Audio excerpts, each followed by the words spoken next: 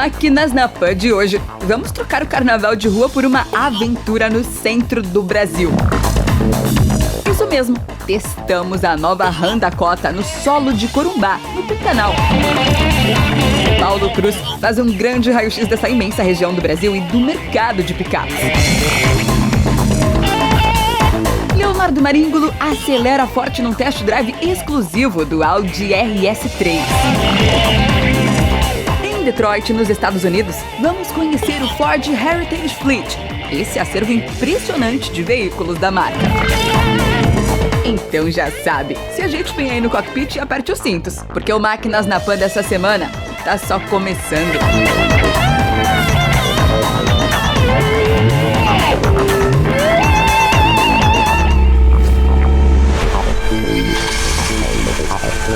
Máquinas na Pan. Em plena semana de carnaval, o Máquinas na Pan não vai colocar o bloco na rua nem desfilar na avenida. Ao invés disso, vai levar você para uma aventura no mundo off-road. A nossa jornada teve início em Campo Grande, com destino à porta de entrada do Pantanal, Corumbá, no Mato Grosso do Sul, a bordo da nova Ram Dakota. A Dakota ela entra numa faixa um pouco acima da Rampage e abaixo daquelas de grande porte, que é a 1.500, a 2.500 e a 3.500.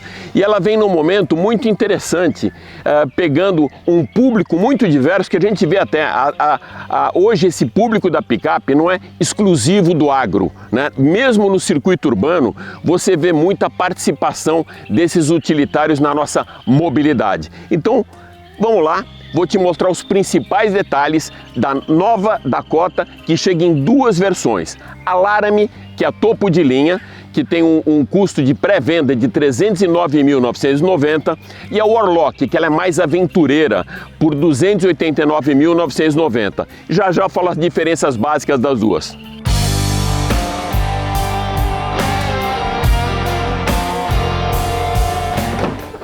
E olha que legal, a caçamba tem rebatimento, ou seja, tem um amortecimento para descer, e eu vou passar para vocês alguns dos números. A Dakota tem uma capacidade de reboque de 3.500 quilos, 1.020 de carga e 1.219 litros de capacidade.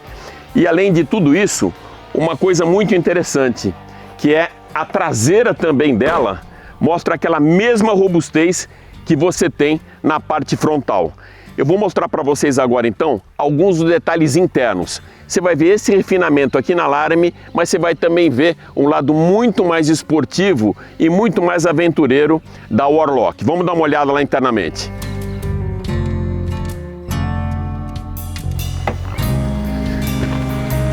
Então vamos lá para a parte interna. De cara você já vê um refinamento superior. Não só o toque, né, mas todos os bancos são de couro, com pesponto, ou seja, dá uma qualidade superior para a Laramie, que é realmente o topo de linha. Tem um cluster aqui, ou seja, o painel de instrumentos de 7 polegadas, o multimídia de 12.3, e a outra coisa é o espaço interno, que é realmente muito bom, não só para quem está aqui na parte dianteira, mas como também para quem está na traseira. E durante o nosso test drive, aí eu vou mostrar para vocês o sistema ADAS e todos esses gadgets de tecnologia que trabalham para a segurança.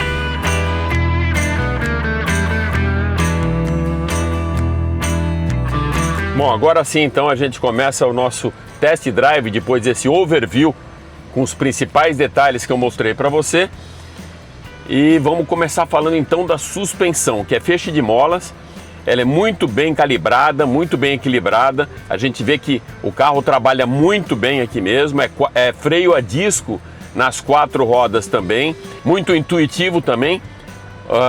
Os 4 modos de condução que tem são drive modes, né? Que fica bem aqui nesse painel central, que é bem robusto. Você tem Sport, Normal, Snow e outro que é Sand ou Mud, ou seja, areia ou barro. A gente não tem barro aqui hoje, inclusive o Pantanal está em seca, tem pouca água, mas ainda assim dá para a gente ver bem o trabalho da suspensão e fazer uma viagem aqui espetacular. O motor é um motor turbo diesel de 2.2 litros, 200 cavalos, 459 Nm e o câmbio é automático de 8 velocidades. Tecnologia que trabalha para segurança. Sistema ADAS, Adaptive Cruise Control, que é aquilo que mantém a distância do carro da frente junto com a velocidade programada de cruzeiro. Ele tem também frenagem de emergência, tem Lane Assist, que mantém o carro entre as faixas, mas não tem o center, aquele center lane que mantém o carro exatamente no meio. Então a gente percebeu aí, vindo para cá na estrada, que ele dá uma passarinhada, né? Porque ele não tem esse center. Mas de qualquer maneira ele tem essa segurança com alarme de manter o carro entre as faixas. Para a versão Laramie, tem também uma coisa que eu acho muito interessante, que é o alerta de tráfego cruzado. Quando você vai sair de uma vaga de estacionamento e tem algum carro passando atrás, muitas vezes você, como está na frente, tem um carro do lado e do outro, você não consegue perceber, você tem meio ali um ponto cego, o carro te avisa se vem algum carro na sua rota de colisão. A velocidade máxima da Dakota é de 180 km por hora, vai de 0 a 100 com respeitáveis 9,9 segundos, tem uma bela retomada, a gente fez algumas ultrapassagens também vindo para cá, dá para ver que a retomada é muito boa, ele enche o motor em baixa rotação, por isso é um turbo, né? Que a função do turbo é exatamente essa, para você encher o motor, você ter aquela entrega de torque. Outra coisa legal, detalhe legal por a segurança, comodidade e conveniência. Câmera de 540 graus. Mas o que é isso? A gente ouve falar muito daquela de 360, que você vê a frente, a parte traseira, as laterais. Essa vê também o assoalho do carro, que está embaixo do assoalho. Ele transforma a cabine como se fosse mesmo o chassi transparente e você acaba vendo por IA, inteligência artificial, mas ele mostra para você o que tem debaixo do carro. A direção é elétrica e progressiva, tem 3 ajustes. Um mais suave, um intermediário e um mais rígido, para dependendo da situação que você está, né? Se você está andando na estrada, ela tem um esforço um pouco maior para o volante não ficar bobo. Se você está, por exemplo, no estacionamento, ela é bem mais suave para facilitar a manobra, né? Para você colocar o carro na vaga. E a normal, por exemplo, para quando você está na mobilidade urbana no dia a dia da grande cidade. É isso aí, o nosso test drive fica por aqui. Tem muita coisa legal, tem um papo com Paulo Cruz, o pantaneiro Paulo Cruz ainda, que a gente vai falar com ele. Vamos falar também sobre esse bioma Pantanal e a importância para o planeta. E espero que você tenha curtido essa nossa jornada aqui pelo Pantanal. Foram 1.200 quilômetros de estrada, mas muito legal. A gente passou por Passo do Lontra, por Corumbá, andamos de balsa, enfim, muita coisa legal. Andamos a cavalo. Teve muito passeio bom, mas principalmente todo esse lado técnico aqui com a nova Dakota, que vem em 2 versões, Laramie e Warlock. A Laramie, que é topo de linha, 309.990, isso na pré-venda, e a Warlock, que é a mais aventureira, R$ 289.990. Valeu!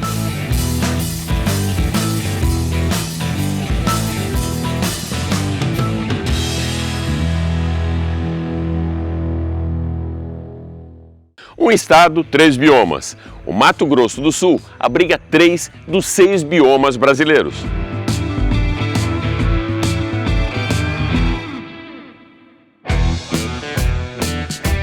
Bom, mais uma vez eu tenho o comandante aqui, o nosso representante das Forças Armadas no automobilismo e automóvel, Paulo Cruz. Já teve várias vezes, agora ele me recebe na casa dele, Campo Grande. Paulão, super legal estar com você aqui. Principalmente nesse momento que a gente fez a expedição Dakota, andamos 1.200 quilômetros, passamos pelo Pantanal, por Bonito, e o que me intriga, por que as montadoras têm utilizado tanto o Pantanal para lançamentos? É o 5º que eu venho aqui, quando a gente fala de picapes. Alex, privilégio estar aqui com vocês, mas acho que o mais importante não é só o Pantanal. O Pantanal tem essa simbologia, né? Uma área ainda, é a maior planície alagável do planeta, mas eu acho que está nesse contexto também é o que está em torno do Pantanal, é o agro. Nós estamos inseridos no agro. O Pantanal é um produtor de boi. Ali você faz a cria, recria, o boi é engordado fora do Pantanal. Se você pegar, você passou por vários lugares, onde você vê, muito próximo a Campo Grande, inclusive, o cinturão de soja. Né? Esse ano é recorde, mais uma vez, na safra de soja. Então a picape, Alex, para ela ser comprada com confiança para quem anda na cidade, ela precisa ser provada no campo. Provada e aprovada. E o cenário de Mato Grosso do Sul, como você pode perceber nessa expedição, ele é muito propício para isso. Você tem os lugares cênicos, você falou de Bonito, você passou pela Serra da Bodoquena, você passou por vários lugares realmente incríveis. E a gente tem essa força do agro. E eu acho que é aí que está, né, essa coisa da caminhonete. Se ela não tiver o pezinho ali na roça, não vai. E tem sido aprovado esse modelo de negócio pelo empresário, porque não é aquela... eu vejo os dois tipos de picape, Paulo. Aquela que vai para o trabalho, que vai para a força bruta, e aquela que é do empresário para ir para a fazenda até com a família, porque eu vejo hoje a picape, ela muito com atributos internos de conectividade, de luxo, de conforto, que o cara pode usar também na cidade, né? Alex, a picape deixou muito tempo de ser aquele veículo bruto, só de trabalho. Como elas foram se modernizando, você entra numa picape dessa, parece que você está num SUV de luxo com caçamba. E o produtor, quando ele vai para a fazenda, isso acontece aqui na minha família, na nossa realidade, você vai na fazenda e vai para a cidade também. E o que é legal, a picape precisa ser bruta no campo e confortável na cidade. Porque hoje você chega na cidade, você tem que ver um bezerro, tem que ver uma cerca, você não vai trocar de picape nem pegar outro carro. Você vai montar na sua picape e vai lá. Então ela precisa ser realmente forte. E quando a gente fala, junta isso tudo, Alex, faz muito sentido, né? Você ter uma picape onde a gente está inserido, né? As picapes, hoje, aqui, elas não são feitas só... Você está numa outra região, de repente você vê aquele estilo do agroboy, né? O cara que pega a picape para ter o estilo. Para estilo, mais estilo. O cara se sente bem empoderado, né? Aí o detalhe, as mulheres cada vez mais também a bordo das picapes, viu? Elas se sentem muito mais seguras, é um veículo mais alto. São Paulo, por exemplo, a segurança vem até por ser um terreno off-road. A gente fala, mas como off-road? Claro, muito buraco, valeta, enchente, subida, descida, lombada. Então, esses atributos da picape, eles facilitam também para a mobilidade urbana.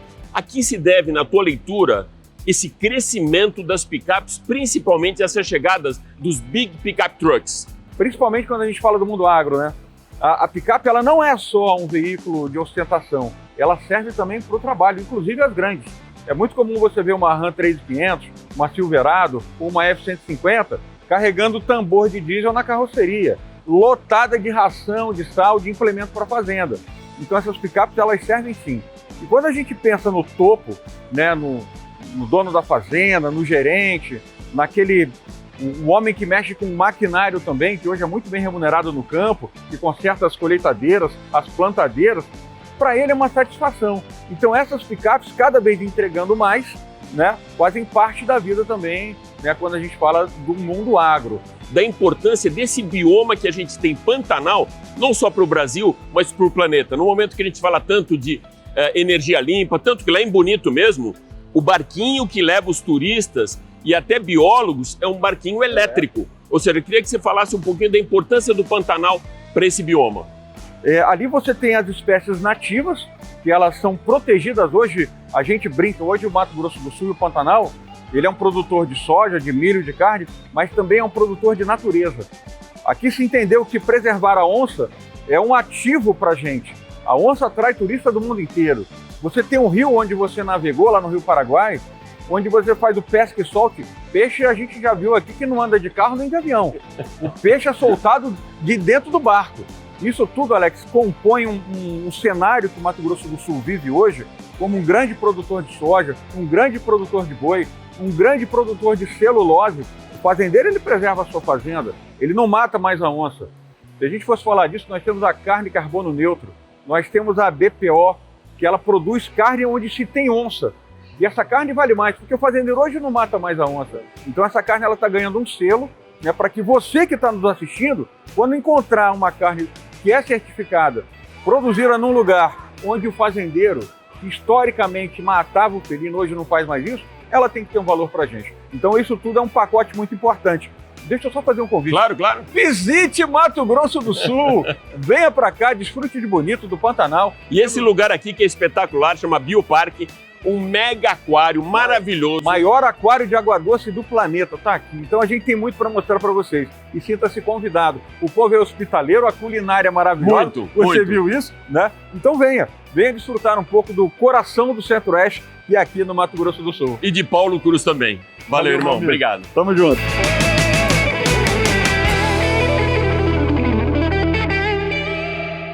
E no momento Mundo Animal do Máquinas da Pan, uma parada para esticar as pernas, mas não muito. É claro, com muito cuidado para não chamar a atenção de um dos maiores ícones do Pantanal. Pantanal e 35 graus na sombra. Muito contraste com aqueles menos 20 graus da semana passada, quando o Máquinas da Pan esteve no Salão do Automóvel de Detroit. Então, para dar uma refrescada sem entrar numa fria, vamos dar uma esticada até a gelada região de Dearborn, no estado do Michigan, por uma visita muito exclusiva ao Ford Heritage Fleet.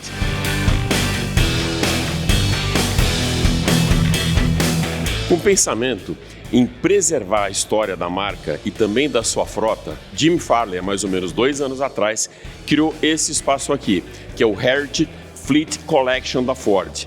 Um espaço aqui em Detroit, na região de Dearborn, onde todos aqueles carros que normalmente vão para scrap, ou seja, eles são destruídos depois de serem carros conceitos, carros experimentais e passarem por testes, eles, ao invés disso, eles são preservados aqui num acervo. Enquanto o mundo automotivo vive uma revolução elétrica e digital, a Ford Motor Company decidiu olhar para trás sem perder de vista o futuro. Em 2026, a Ford Heritage Fleet Collection se destaca como um dos projetos mais fascinantes já realizados pela marca americana, uma coleção que vai muito além de clássicos reluzentes. É uma cápsula do tempo que pulsa com história, inovação e paixão automotiva. Desde a sua criação formal nos últimos 2 anos, a coleção vem reunindo veículos raros, muitos nunca vistos pelo público, com um propósito claro: preservar, contar e reinterpretar a rica trajetória da Ford ao longo de mais de um século. Diferentemente de um museu convencional, a Heritage Fleet é antes um acervo ativo, não se limita a carros em exposições estáticas. Aqui, cada veículo tem uma função estratégica. Eles são referência para times de design, engenharia e planejamento de produtos, servindo como fonte de inspiração para o desenvolvimento de futuros modelos. Essa filosofia é capturada na máxima interna da Ford, olhando para frente e olhando para trás. O projeto ganhou impulso depois que o CEO da Ford, Jim Farley, ficou impressionado com uma coleção semelhante no Reino Unido e determinou que os Estados Unidos precisavam de algo à altura. Desde então, milhares de veículos, protótipos, conceitos e modelos de produção, alguns até esquecidos em galpões da própria Ford, foram rastreados, restaurados e incorporados à Heritage Fleet. O Fleet Heritage Collection tem no seu acervo um pedaço, literalmente, de uma das maiores ações de marketing da Ford, quando o Mustang, nas alturas, parou a cidade de Nova York lá embaixo. O icônico modelo conversível amarelo foi levado até o topo do Empire State Building de forma totalmente inusitada. O carro foi cortado e desmontado em 6 partes para que pudesse ser transportado por elevadores e remontado no observatório do prédio.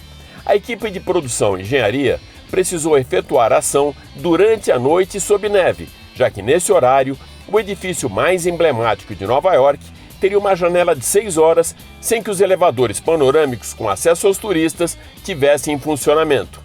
A ação celebrou o sucesso imediato do Mustang e consolidou o modelo como ícone cultural americano, unindo arquitetura, marketing e automobilismo em um momento histórico.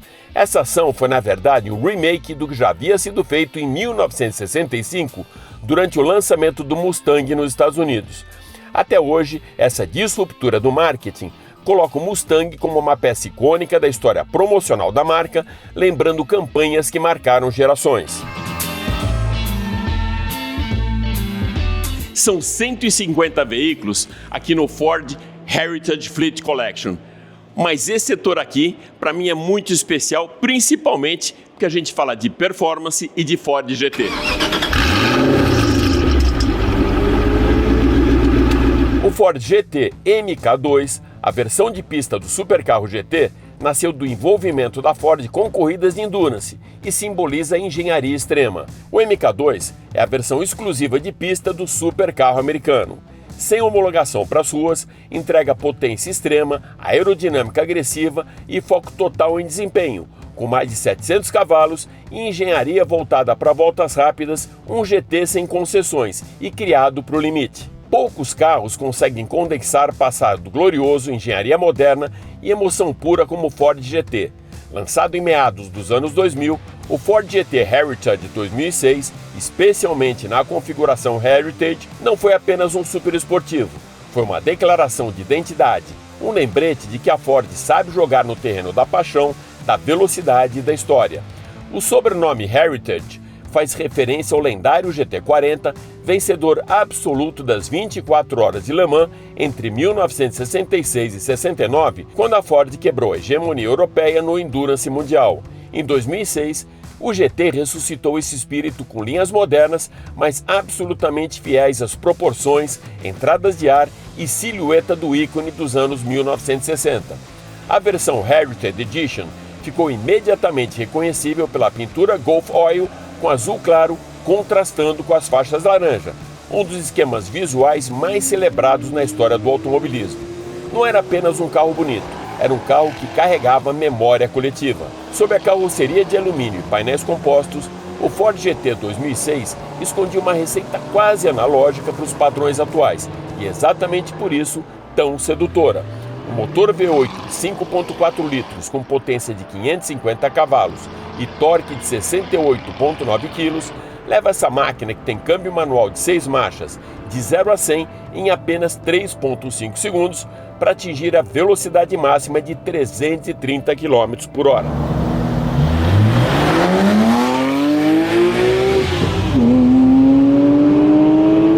Mas o Fleet não é apenas sobre máquinas, é também sobre histórias humanas, engenheiros que salvaram veículos quase esquecidos, equipes de design que transformavam experimentos em modelos de produção e a própria cultura automotiva americana, que se vê refletida nesses carros como um espelho.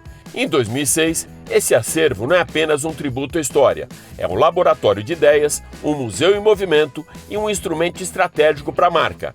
Ao preservar veículos raros e visionários, a Ford reforça a sua conexão com entusiastas e consumidores e aprofunda sua missão de inovar sem perder suas raízes. Porque, no fim das contas, entender onde tudo começou é fundamental para saber para onde se vai. Para continuarmos agora com o pé no fundo do acelerador, vamos do icônico Ford GT para o Audi RS3 em detalhes com o nosso prata da casa, Leonardo Maringulo.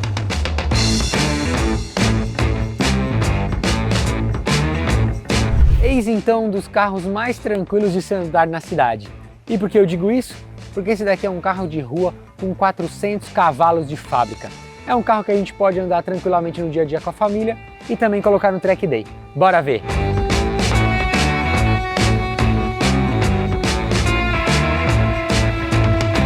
Do meu lado então, o famoso sedã da Audi, o Audi RS3. Carro que aí foi projetado para andar tanto na rua quanto na pista. E ainda aqui a gente está com a versão Track, que é uma versão que ganha aí um alívio de peso e também tem detalhes mais esportivos. E é um carro que ficou alguns anos aí fora do catálogo da Audi aqui no Brasil e que está de volta para complementar aí esse catálogo de super esportivos performance da marca. Bom, e falando da frente, é claro, é onde chama muita atenção nossa, a gente vê alguns detalhes marcantes, que é logo escurecido em 2D, né, que é a nova assinatura da marca, os faróis Matrix em LED, que são a marca aí registrada da Audi, e também a grade colmeia, que também é uma marca registrada da Audi, só que aqui é uma grade mais nova, mais futurista e que segue o mesmo design lá dos bancos que eu vou mostrar daqui a pouquinho para vocês.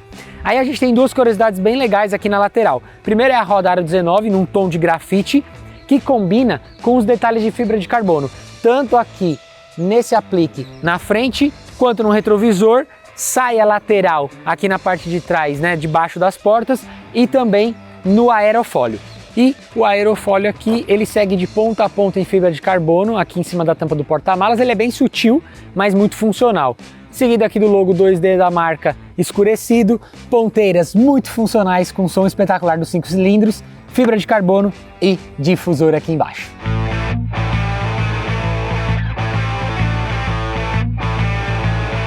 E aqui dentro do carro, meu amigo, a gente tem uma sintonia.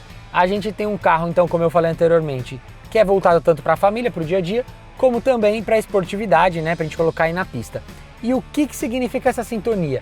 São essas duas coisas, essa mescla, né, dos dois mundos. Então a gente tem bastante espaço, cabe 5 ocupantes aqui tranquilamente, e a gente também tem todo esse layout, esse design esportivo. A gente começa vendo pelos bancos, eles são em concha, em carbono, e isso tudo também se estende aqui para o painel. Então a gente tem um cockpit aqui, um cluster, que também são mais agressivos, puxando esse lado da esportividade, é claro.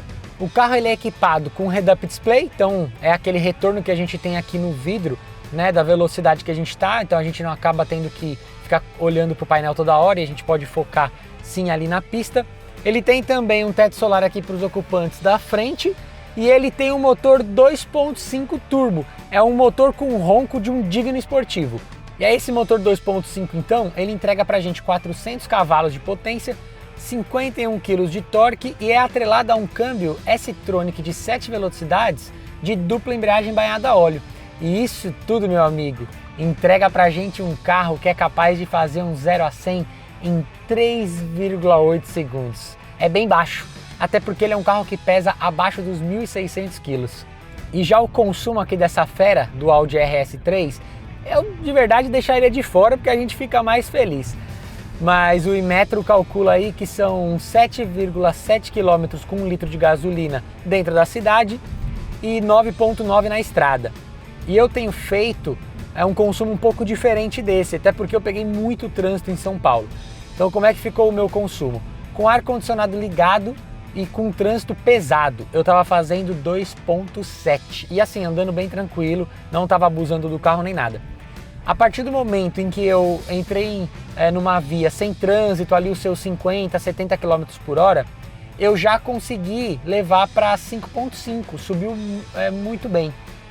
E se eu realmente pegasse uma marginal aí da vida, ele passava dos 7, dos 8 bem tranquilamente. Isso tudo com ar ligado.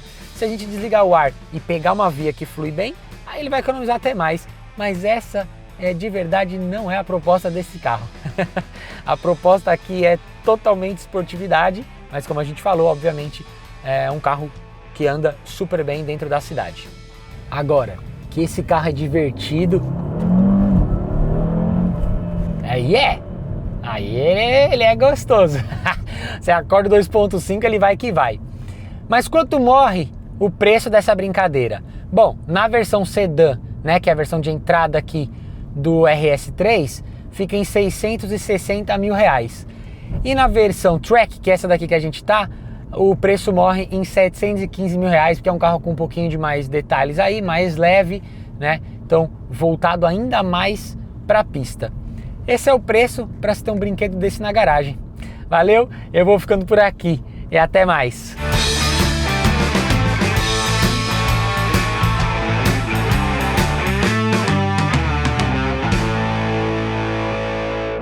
É isso aí. O Máquinas na Pan, diretamente do Pantanal das Onças, Jacarés e Carcarás, fica por aqui. Mas vale lembrar que você pode acompanhar o nosso programa pela TV Jovem Pan, agora também na TV aberta e pelas plataformas digitais do Grupo Jovem Pan. Super obrigado pela sua audiência e até a próxima. Valeu!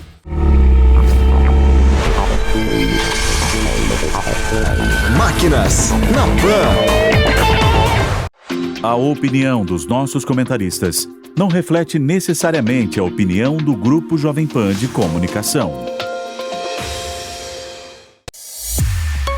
Realização Jovem Pan.